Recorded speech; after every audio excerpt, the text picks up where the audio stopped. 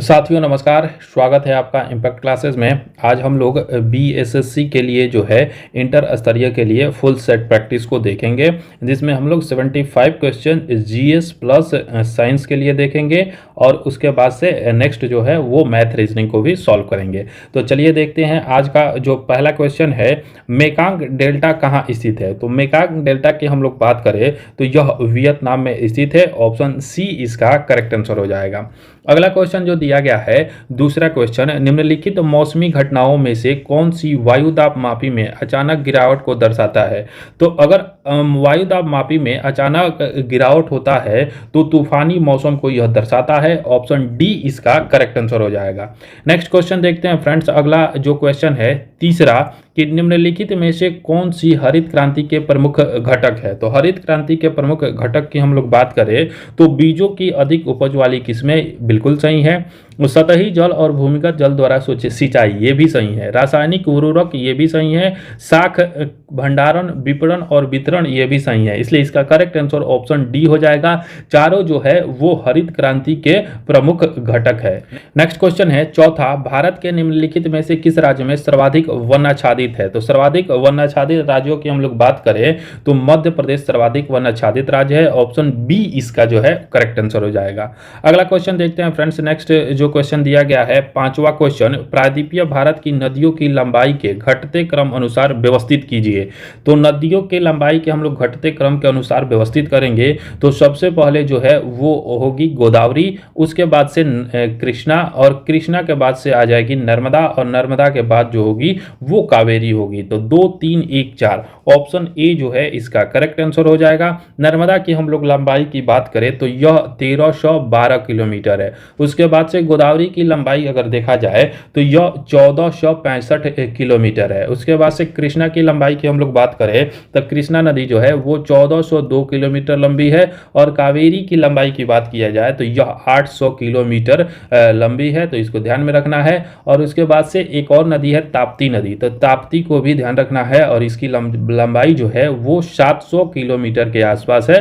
तो इसको ध्यान रखना है। ऑप्शन ए इसका करेक्ट आंसर हो जाएगा। नेक्स्ट क्वेश्चन है छठा, निम्न में से कौन सा सही सुमेलित नहीं है। तो आइए इसको देखते हैं। सही सुमेलित नहीं है, ऑप्शन ए कह रहा है कि मूलिंगला दर्रा उत्तराखंड बिल्कुल सही है। बी कह रहा है कि जयलेपला दर्रा सिक्किम ये भी सही है। दीफू दर्रा मिजोरम तो ये गलत है। दीफू दर्रा की हम लोग बात करें तो यह अरुणाचल प्रदेश में है। इसको ध्यान रखिएगा कि यह अरुणाचल प्रदेश में है। और तुजू दर्रा जो है वो मणिपुर में है। ऑप्शन सी इसका करेक्ट आंसर हो जाएगा। अगला क्वेश्चन है सातवां, निम्नलिखित में से कौन सी नस्ल गाय की नहीं है। तो आइए इसको देखते हैं। गाय की नस्ल की हम लोग बात करें तो मलावी, उसके बाद से बाचौर और कांकरेज ये जो है गाय की नस्ल है। सुरती जो है यह गाय की नस्ल नहीं है, यह भैंस की नस्ल है। तो इसको ध्यान रखिएगा। ऑप्शन डी इसका जो है वो करेक्ट आंसर हो जाएगा। नेक्स्ट क्वेश्चन है आठवां, कामेंग जल विद्युत परियोजना किस राज्य में अवस्थित है। तो कामेंग जो है वो अवस्थित है अरुणाचल प्रदेश में। ऑप्शन सी इसका करेक्ट आंसर हो जाएगा।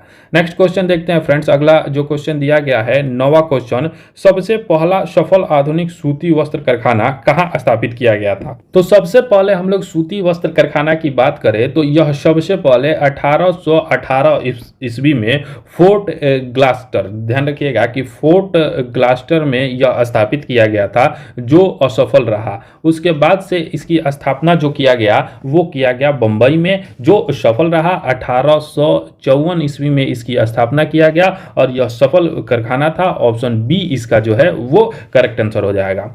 नेक्स्ट क्वेश्चन है 10वां, 2011 की जनगणना के अनुसार सर्वाधिक ग्रामीण जनसंख्या प्रतिशत वाला राज्य कौन सा है। तो सर्वाधिक ग्रामीण जनसंख्या प्रतिशत वाला राज्य जो है वो हिमाचल प्रदेश है। ऑप्शन ए इसका करेक्ट आंसर हो जाएगा। हिमाचल प्रदेश में हम लोग बात करें तो 90% जनसंख्या जो है वो ग्रामीण है। बिहार की हम लोग बात करें तो 88.7% जनसंख्या ग्रामीण है। असम जो है, असम में 85%, तीसरे नंबर पर आता है असम और इसमें 85.9%। ओडिशा जो है वो चौथे नंबर पर आता है, जिसमें 83.3% आबादी ग्रामीण क्षेत्र में निवास करती है। तो इसका करेक्ट आंसर ऑप्शन ए हो जाएगा। नेक्स्ट प्रश्न देखते हैं फ्रेंड्स। अगला जो क्वेश्चन दिया गया है 11 नंबर, उष्ण तथा शुष्क पवन सामल जो कि एक स्थानीय हवा है कहां पाई जाती है? तो सामल की हम लोग बात करें तो यह जो है इराक की स्थानीय पवन है। ऑप्शन सी इसका करेक्ट आंसर हो जाएगा। अगला क्वेश्चन देखते हैं फ्रेंड्स। नेक्स्ट क्वेश्चन दिया गया है 12 नंबर, निम्नलिखित में से कौन सा से सही है? पहला कथन कह रहा है कि राष्ट्रपति संसद का सत्र आहूत करता है, बिल्कुल सही है। राष्ट्रपति जो है वो संसद का सत्र आहूत और सत्रावसान दोनों करता है। दूसरा कथन कह रहा है कि राष्ट्रपति लोकसभा को भंग कर सकता है, तो ये भी बिल्कुल सही है। राष्ट्रपति जो है वो लोकसभा को भंग कर सकता है। तीसरा कथन कह रहा है कि राष्ट्रपति सदन का सत्रावसान कर सकता है, ये भी सही है। चौथा कह रहा है कि राष्ट्रपति सदन को स्थगित कर सकता है, तो ये गलत है। राष्ट्रपति जो है वो सदन को स्थगित नहीं कर सकता है, स्थगित जो है वो उसके अध्यक्ष करते हैं। तो इसका जो करेक्ट आंसर हो जाएगा वो हो जाएगा ऑप्शन सी। कथन 1, 2 और 3 सत्य है, बाकी जो चौथा कथन दिया गया है वो गलत है। अगला क्वेश्चन है 13, विधान परिषद में धन विधेयक को अधिकतम कितने माह तक या दिन तक रोका जा सकता है? तो ये जो है अधिकतम 14 दिनों तक इसको रोका जा सकता है। ऑप्शन ए इसका करेक्ट आंसर हो जाएगा। संविधान के अनुच्छेद 172, ध्यान रखिएगा कि संविधान के अनुच्छेद 172 के आधार पर विधान परिषद धन विधेयक को 14 दिन तक रोक सकती है। तो इसका करेक्ट आंसर ऑप्शन ए हो जाएगा। नेक्स्ट क्वेश्चन है 14, निम्नलिखित में से कौन सी शक्ति राज्यपाल को नहीं दी गई है?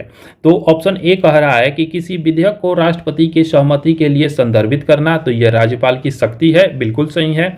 बी कह रहा है कि राज्य लोक सेवा आयोग के सदस्य को हटाने का अधिकार, तो यह गलत है।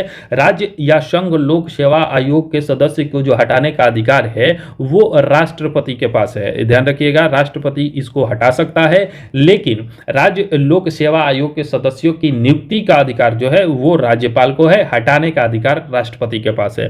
ऑप्शन सी कह रहा है कि राज्य विधान मंडल द्वारा पारित किसी विधेयक पर आपत्ति व्यक्त करना, ये राज्यपाल का अधिकार है। डी कह रहा है कि राज्यपाल को राजनयिक तथा सैन्य शक्ति प्राप्त नहीं है, तो ये भी बिल्कुल सही है। राज्यपाल को राजनयिक और सैन्य शक्ति प्रदान नहीं किया गया है, तो इसलिए इसमें गलत कथन जो हो जाएगा ऑप्शन बी हो जाएगा। नेक्स्ट क्वेश्चन देखते हैं फ्रेंड्स। अगला जो क्वेश्चन पूछा गया है 15 नंबर, भारतीय संविधान के अंतर्गत कल्याणकारी राज्य की अवधारणा निम्नलिखित में से किस अनुच्छेद में वर्णित है? तो कल्याणकारी राज्य की जो अवधारणा है अनुच्छेद 38 में वर्णित है। ऑप्शन बी इसका करेक्ट आंसर हो जाएगा। राज्य के नीति निर्देशक तत्वों में राज्य लोक कल्याण की अभिवृद्धि के लिए सामाजिक व्यवस्था का प्रावधान अनुच्छेद 38 में किया गया है, तो इसका करेक्ट आंसर ऑप्शन बी हो जाएगा। नेक्स्ट प्रश्न देखते हैं फ्रेंड्स। अगला जो क्वेश्चन दिया गया है 16 नंबर, संसदों की योग्यता संबंधी विवादों का निर्णय कौन करता है? तो संसदों के योग्यता संबंधी विवादों का जो निर्णय है वो लोकसभा अध्यक्ष के द्वारा किया जाता है। ऑप्शन बी इसका करेक्ट आंसर हो जाएगा। और यह जो अधिकार है अनुच्छेद 102 में इस अधिकार को लोकसभा अध्यक्ष को दिया गया है। लोकसभा अध्यक्ष ही सांसदों की योग्यता संबंधी विवादों का निर्णय लेता है। ऑप्शन बी इसका करेक्ट आंसर हो जाएगा। नेक्स्ट प्रश्न देखते हैं फ्रेंड्स। अगला जो क्वेश्चन दिया गया है 17 नंबर, भारतीय संविधान की प्रस्तावना में जिन आदर्शों एवं उद्देश्यों की रूपरेखा दी गई है उनका विस्तार कहां मिलता है? तो उनका विस्तार जो है वो मूल अधिकार में मिलता है, नीति निर्देशक तत्व में मिलता है, मौलिक कर्तव्य में मिलता है। तो इसका करेक्ट आंसर ऑप्शन डी हो जाएगा। अगला प्रश्न देखते हैं फ्रेंड्स। नेक्स्ट क्वेश्चन दिया गया है 18 नंबर, राज्यसभा का विशिष्ट क्षेत्राधिकार होता है। तो राज्यसभा के विशिष्ट क्षेत्राधिकार की हम लोग बात करें तो राज्य सूची के किसी विषय पर संसद को कानूनी बनाने के लिए प्राधिकृत करने में ऑप्शन डी इसका जो है वो करेक्ट आंसर हो जाएगा। नेक्स्ट क्वेश्चन देखते हैं फ्रेंड्स। अगला क्वेश्चन दिया गया है 19 नंबर, कह रहा है कि भारत सरकार अधिनियम 1919 के बारे में निम्न में से कौन सा कथन सही नहीं है? 1919 के बारे में गलत कथन पूछ रहा है, तो आइए इसको देखते हैं। ऑप्शन ए कह रहा है कि इसने सांप्रदायिकता प्रतिनिधित्व की प्रथा को आगे बढ़ाया, तो यह बिल्कुल सही है। नेक्स्ट बी कह रहा है कि इसे मॉन्टेगू चेम्सफोर्ड सुधार के रूप में जाना जाता है, बिल्कुल सही है। ऑप्शन सी कह रहा है कि इस अधिनियम के तहत भारत में लोक लोक सेवा आयोग के गठन का प्रावधान किया गया, तो ये भी बिल्कुल सही है। इसी अधिनियम के तहत जो है वो भारत में लोक सेवा आयोग के गठन का प्रावधान किया गया। नेक्स्ट कह रहा है डी कि इसके तहत अप्रत्यक्ष चुनाव प्रणाली की शुरुआत किया गया, तो यह गलत है। अप्रत्यक्ष चुनाव प्रणाली की हम लोग बात करें तो इसकी शुरुआत जो है वो भारत शासन अधिनियम 1992 के तहत किया गया था, तो ऑप्शन डी इसका जो है वो करेक्ट आंसर हो जाएगा। नेक्स्ट क्वेश्चन है 20, संविधान में संशोधन हेतु कितने विधियों या प्रणालियों को अपनाया गया है? तो संविधान में संशोधन के लिए 3 विधियों और प्रणालियों को अपनाया गया है, जिसमें सबसे पहले हम लोग बात करें तो सामान्य बहुमत या साधारण बहुमत। पहला जो है वो साधारण बहुमत से संशोधन किया जा सकता है। उसके बाद से दूसरा हम लोग बात करें तो संसद के दोनों सदनों में अलग अलग विशेष बहुमत से किया जा सकता है। और तीसरे प्रकार की हम लोग बात करें तो तीसरे प्रकार में विशेष बहुमत के साथ, ध्यान रखिएगा कि विशेष बहुमत के साथ साथ कुल राज्यों की आधी विधायिका से भी किया जा सकता है, तो इसका करेक्ट आंसर ऑप्शन सी हो जाएगा। नेक्स्ट क्वेश्चन है 21, भारत के राष्ट्रपति का कार्यकाल के अनुसार सही क्रम है। तो सही क्रम को हम लोग देखने से पहले सबसे पहले इसमें देखेंगे किसका कार्यकाल कब रहा। तो बीबी गिरी की सर्वप्रथम हम लोग बात करें तो इनका कार्यकाल जो है 1969 से 1974 तक था। नीलम संजीव रेड्डी की हम लोग बात करें तो इनका कार्यकाल 1977 से जो है वो 82 ईस्वी तक था। ज्ञानी जैल सिंह की कार्यकाल की बात करें तो 1982 से इनका कार्यकाल 1987 तक था। और आर वेंकट रमन की हम लोग बात करें तो 1987 से 1992 तक इनका कार्यकाल था, तो इसका करेक्ट आंसर ऑप्शन बी हो जाएगा। नेक्स्ट प्रश्न देखते हैं फ्रेंड्स, अगला जो क्वेश्चन दिया गया है 22, उच्चतम न्यायालय की न्यायाधीश बनने के लिए न्यूनतम आयु सीमा कितनी है? तो उच्चतम न्यायालय में न्यायाधीश की कोई सीमा निर्धारित नहीं किया गया है, ऑप्शन डी जो है इसका करेक्ट आंसर हो जाएगा। उच्चतम न्यायालय के न्यायाधीश बनने की अर्हता की बात किया जाए तो पहला है कि भारत का नागरिक हो, दूसरा इसमें है कि 65 वर्ष की आयु से कम हो, 65 वर्ष की आयु से अधिक नहीं होना चाहिए, और किसी उच्च न्यायालय में 5 वर्ष तक न्यायाधीश, ध्यान रखिएगा कि 5 वर्ष तक न्यायाधीश या फिर 10 वर्ष तक वकालत, इसको ध्यान रखिएगा कि वकालत कर चुका हो, तो वैसा जो व्यक्ति हो वो उच्चतम न्यायालय के न्यायाधीश बनने के लिए योग्य है, तो इसका करेक्ट आंसर ऑप्शन डी हो जाएगा। नेक्स्ट प्रश्न देखते हैं फ्रेंड्स, अगला क्वेश्चन दिया गया है 23, निम्नलिखित में विटामिन है। तो विटामिन की हम लोग बात करें तो राइबोफ्लेविन जो है विटामिन है, और यह विटामिन जो है वो B2 का रासायनिक नाम है, तो इसको भी ध्यान रखना है। केरोटीन की हम लोग बात करें तो यह प्रोटीन है, तो इसको ध्यान रखिएगा प्रोटीन है। इंसुलिन की हम लोग बात करें तो यह हार्मोन है, और उसके बाद से एड्रेनलिन की बात करें तो यह भी हार्मोन है, तो इसको भी ध्यान रखिएगा। नेक्स्ट क्वेश्चन दिया गया है 24, वर्तमान समय में दूध को संतुलित आहार नहीं माना जाता क्योंकि इसमें अभाव है, तो वर्तमान समय में दूध में जो है वो आयरन और विटामिन सी का अभाव है, ऑप्शन बी जो है इसका करेक्ट आंसर हो जाएगा। नेक्स्ट क्वेश्चन है 25, निम्नलिखित में से किसका संश्लेषण यकृत द्वारा किया जाता है? तो यकृत द्वारा हम लोग बात करें तो विटामिन के का संश्लेषण किया जाता है, ऑप्शन डी इसका जो है वो करेक्ट आंसर हो जाएगा। नेक्स्ट क्वेश्चन है 26, स्तनपाइयों में श्वेत ग्रंथियां मूलतः संबंधित है, तो स्तनपाइयों में श्वेत ग्रंथियां ताप नियमन से संबंधित है, ऑप्शन सी जो है इसका करेक्ट आंसर हो जाएगा। नेक्स्ट क्वेश्चन है 27, मूत्र का असामान्य घटक कौन सा है? तो मूत्र के असामान्य घटक की हम लोग बात करें तो एल्ब्यूमिन जो है ये असामान्य घटक है, ऑप्शन सी जो है इसका करेक्ट आंसर हो जाएगा। नेक्स्ट क्वेश्चन है 28, डॉक्टरों द्वारा प्रयोग में किए जाने वाला स्टेथोस्कोप किस सिद्धांत पर कार्य करता है? तो स्टेथोस्कोप की हम लोग बात करें तो यह ध्वनि के परावर्तन के सिद्धांत पर कार्य करता है, ऑप्शन ए इसका जो है करेक्ट आंसर हो जाएगा। इंपॉर्टेंट क्वेश्चन है, ध्यान रखिएगा, ऑप्शन ए इसका करेक्ट आंसर हो जाएगा। नेक्स्ट क्वेश्चन देखते हैं फ्रेंड्स, अगला क्वेश्चन है 29, निम्नलिखित में से वह रुधिर वाहिका कौन सी है जो जिगर को ऑक्सीजनित रुधिर ले जाती है?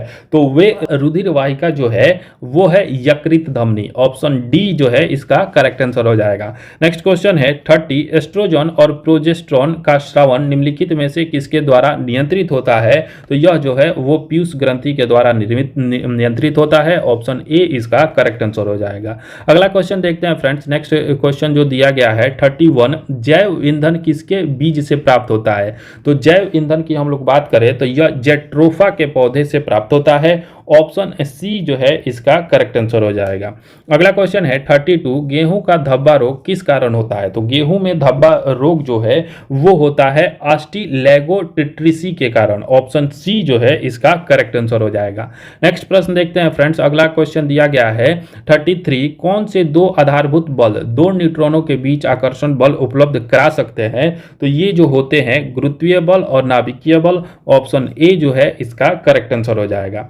अगला क्वेश्चन देखते हैं फ्रेंड्स। नेक्स्ट क्वेश्चन जो है 34, इनमें से कौन सी एक परमाणु वाली गैस है? तो एक परमाणु वाली गैस की हम लोग बात करें तो नियोन जो है वो एक परमाणु वाली गैस है। ऑप्शन बी इसका करेक्ट आंसर हो जाएगा। नेक्स्ट प्रश्न है 35, ऑक्सीजन की प्लस ऑक्सीकरण संख्या होती है केवल जो होती है वो OF2 में होती है। ऑप्शन ए इसका करेक्ट आंसर हो जाएगा। नेक्स्ट प्रश्न देखते हैं फ्रेंड्स। अगला जो क्वेश्चन है 36, निम्नलिखित में से कौन सी धातु जल के साथ अभिक्रिया करके हाइड्रोजन गैस पैदा नहीं करती है?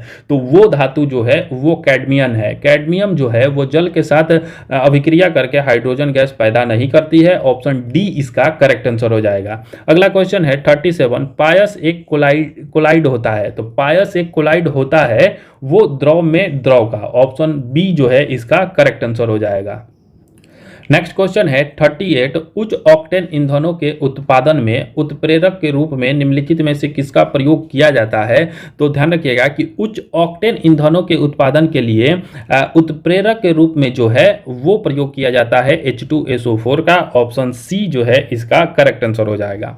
नेक्स्ट क्वेश्चन है 39, रेडियोधर्मी पदार्थ किसके उत्सर्जन के दौरान कोई परिवर्तन द्रव्यमान आवेश में नहीं होता है? तो यह जो है वो गामा उत्सर्जन के दौरान नहीं होता है। ऑप्शन सी इसका करेक्ट आंसर हो जाएगा।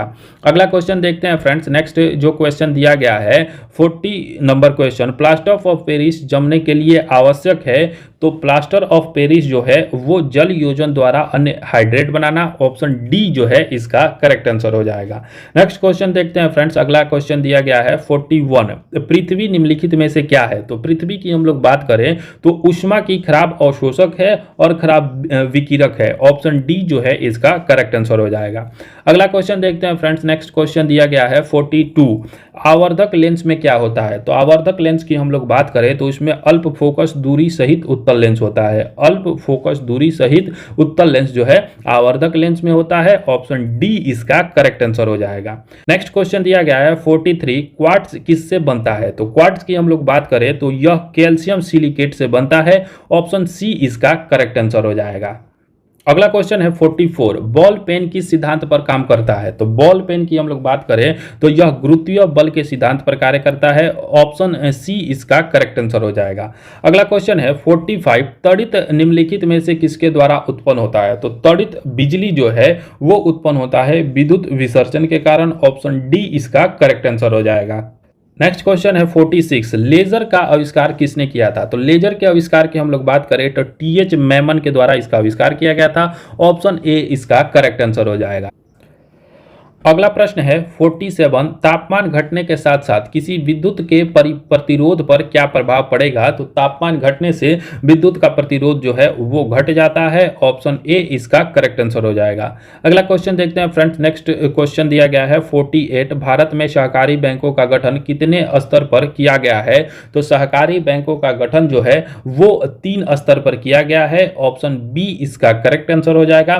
प्रथम स्तर की बात करें तो राज्य सहकारी बैंक है। द्वितीय स्तर की हम लोग बात करें तो केंद्रीय या जिला सहकारी बैंक, केंद्रीय या जिला सहकारी बैंक है। और तृतीय स्तर की हम लोग बात करें तो यह प्राथमिक ऋण समिति है। ध्यान रखिएगा कि प्राथमिक ऋण समिति जो है वो इसी का भाग होता है। तो इसका करेक्ट आंसर ऑप्शन बी हो जाएगा। नेक्स्ट क्वेश्चन है 49, निम्नलिखित में से मुद्रा के किस रूप को व्यापक मुद्रा कहा जाता है? तो व्यापक मुद्रा जो है वो M3 को कहा जाता है। ऑप्शन सी जो है इसका करेक्ट आंसर हो जाएगा।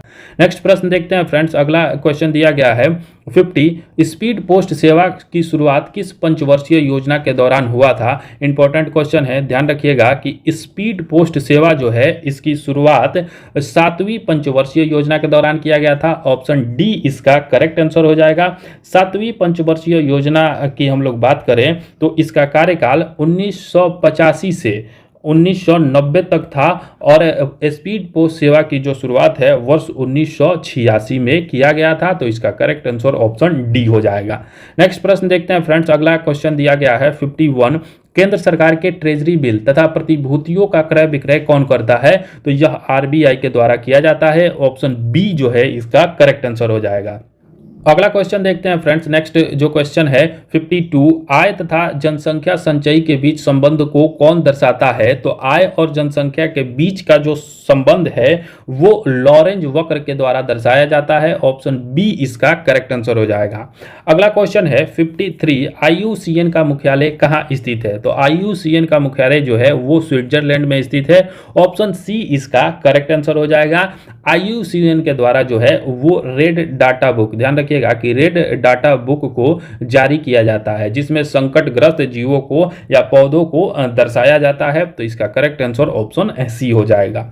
नेक्स्ट क्वेश्चन देखते हैं फ्रेंड्स। अगला क्वेश्चन दिया गया है 54। रामसर संधि पर भारत ने किस वर्ष हस्ताक्षर किए थे? तो रामसर संधि की बात करें तो भारत ने इस पर 1982 में हस्ताक्षर किए थे। ऑप्शन बी जो है इसका करेक्ट आंसर हो जाएगा। रामसर संधि की हम लोग बात करें तो यह समझौता जो है वो 1971 में हुआ था और रामसर जो है ईरान का एक शहर है, ईरान का एक शहर है, उसी के नाम पर इसका नाम रामसर संधि पड़ा और यह जो है आर्द्र भूमि संरक्षण से संबंधित है। तो इसका करेक्ट आंसर ऑप्शन बी हो जाएगा। नेक्स्ट क्वेश्चन है 55। जल संसाधन दिवस कब मनाया जाता है? तो जल संसाधन दिवस की हम लोग बात करें तो यह 10 अप्रैल को मनाया जाता है। ऑप्शन बी जो है इसका करेक्ट आंसर हो जाएगा।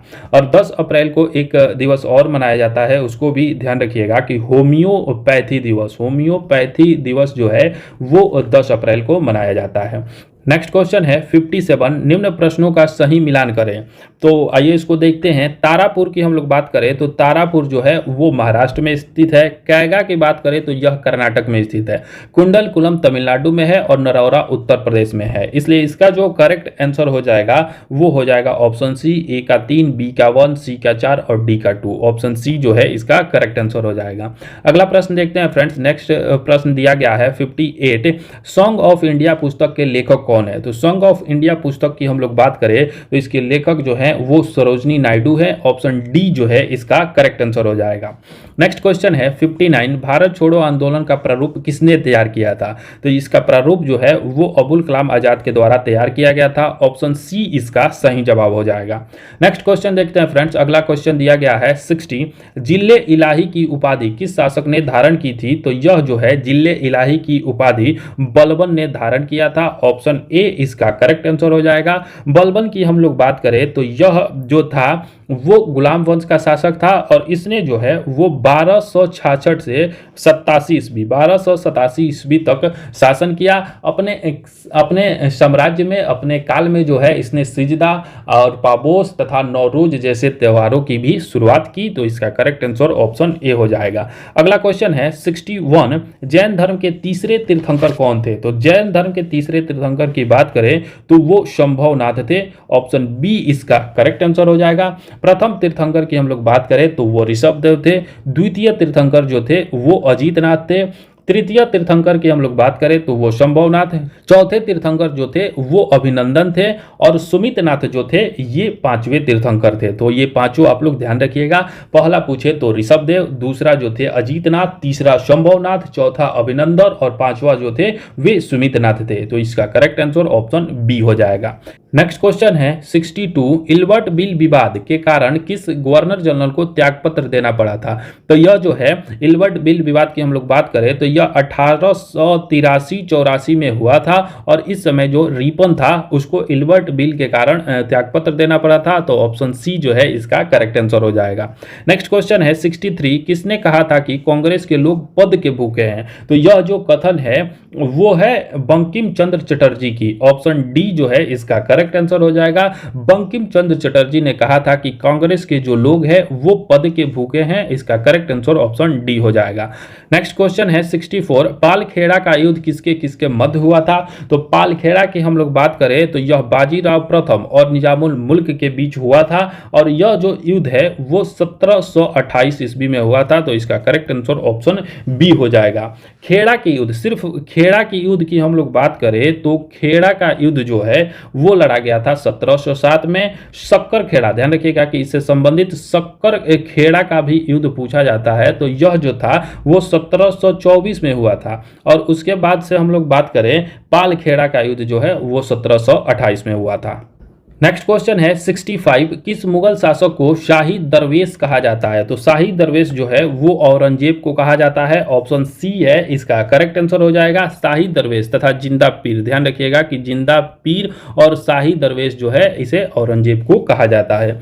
नेक्स्ट क्वेश्चन है 66, कांग्रेस के किस अधिवेशन में प्रत्येक कांग्रेस को खादी पहनना अनिवार्य कर दिया गया था? तो खादी का जो अनिवार्य किया गया था वो 41 में किया गया था और यह जो है वर्ष 1926 में गुवाहाटी, ध्यान रखिएगा कि गुवाहाटी में आयोजित कांग्रेस के अधिवेशन में किया गया था। ऑप्शन सी जो है इसका करेक्ट आंसर हो जाएगा।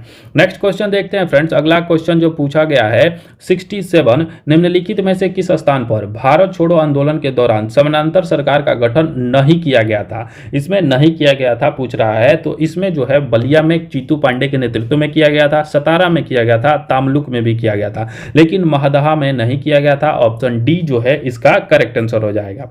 नेक्स्ट क्वेश्चन है 68, असहयोग आंदोलन के दौरान महात्मा गांधी को कब गिरफ्तार किया गया? तो असहयोग आंदोलन के दौरान जो है महात्मा गांधी को 10 मार्च 1922 को गिरफ्तार किया गया। ऑप्शन ए जो है इसका करेक्ट आंसर हो जाएगा तथा उन्हें जो है वो 6 वर्ष की सजा दी गई थी।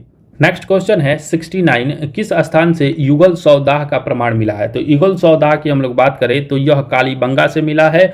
ऑप्शन सी इसका जो है वो करेक्ट आंसर हो जाएगा। अगला क्वेश्चन देखते हैं फ्रेंड्स। नेक्स्ट जो क्वेश्चन है वो है 70, निम्नलिखित प्रश्नों का सही मिलान करें। हड़प्पा की हम लोग बात करें तो इसकी जो खुदाई है वो वर्ष 1921 में हुआ था, तो ए का हो जाएगा 2। चान्हुंद्रो की हम लोग बात करें तो 1931 में इसकी खुदाई की गई थी, तो बी का हो जाएगा 4। रंगपुर की हम लोग बात करें तो यह 1953-54 में हुआ था, तो सी का 1 हो जाएगा। लोथल की जो खोज है वर्ष 1957 में हुआ था, तो ये जो हो जाएगा डी का 3 हो जाएगा। तो इसका करेक्ट आंसर हो जाएगा 2413। 2413 जो है ऑप्शन ए में दिया गया है। ऑप्शन ए इसका करेक्ट आंसर हो जाएगा। तो यहाँ जो है हमारे 70 इंपॉर्टेंट क्वेश्चन जो थे वे समाप्त हुए हैं। आप लोग निरंतर लगातार मैथ और रीजनिंग बनाते रहिए और जीएस और साइंस के लिए हमारे सेट प्रैक्टिस को देखते रहिए। चलिए धन्यवाद, मिलते हैं फिर एक नए सेट में एक नए सेट प्रैक्टिस के साथ। तब तक के लिए धन्यवाद, थैंक यू।